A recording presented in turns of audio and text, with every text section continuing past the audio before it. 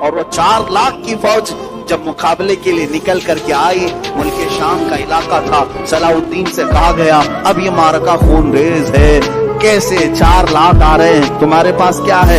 12,000 سب کو جمع کیا میدان میں۔ پوچھا صلاح الدین ایوبی نے کہ سنا ہے صلیبیوں نے، عیسائیوں نے 4 لاکھ کا مجمع جمع کر لیا ہے، یہ خونی جنگ ہو سکتی ہے، ہم 12,000 کی تعداد میں ہیں، چاروں جگہ سے اگر وہ حملہ آور ہو جائیں تو پھر ہم مٹھی بھر ہوتے ہیں، تمہارا کیا خیال ہے، ہم یہ چھوڑ کر چلے جائیں یا پھر میدان میں رہیں؟ فوجیوں نے جواب کیا دیا؟ وہ کہتے ہیں کہ ہم کسی ایرے غیرے کے سپاہی نہیں، ہم صلاح الدین کے سپاہی۔ اس کے بعد ہوا یہی، تاریخ نے دیکھا صلاح الدین ایوبی کی 12,000 کا یہ لشکر میدان میں اترا اور اللہ تعالیٰ نے فتح یابی عطا فرمائی۔